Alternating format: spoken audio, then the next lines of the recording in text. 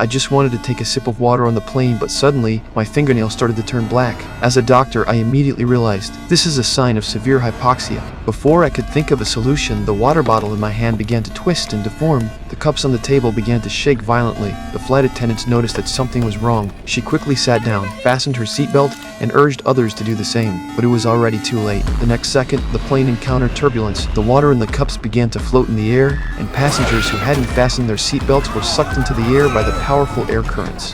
The pilot realized the danger, quickly putting on an oxygen mask. Cabin depressurized and oxygen masks fell from the ceiling. Everyone hurriedly put on their oxygen masks, but my wife had already lost consciousness due to oxygen deprivation. Meanwhile, a girl was trapped in the bathroom, but the airflow prevented the door from opening. Ultimately, she lost consciousness due to oxygen deprivation. I trembled as I made my way to the crew area. I took a bottle of oxygen from the first aid kit, quickly put it on my wife, and saved her from the brink of death. At that moment, the cabin pressure miraculously stabilized. The captain announced over the intercom, explaining that while the plane was crossing turbulence, the seal had broken, causing abnormal pressure. They had handled it properly, and passengers need not worry. Everyone finally breathed a sigh of relief.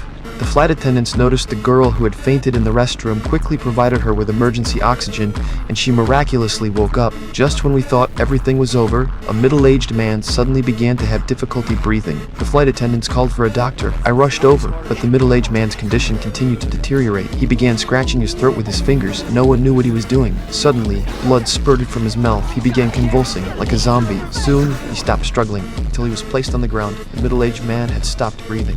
When the captain immediately reported to ground control that a passenger had died on board, the crew moved the body to business class and covered it with a blanket. Shortly after, a young man sneaked into the economy class area. He saw the deceased's gold watch and tried to steal it, but he didn't leave immediately. Instead, he pulled out his phone, took photos of the body, and began mocking it. At that moment, the deceased's head suddenly turned, and the body stood up. The young man screamed in terror, and the flight attendants also noticed something was wrong. A fighter jet appeared outside the window. Back in the cockpit, the signal was growing weaker, and they could no longer contact ground control.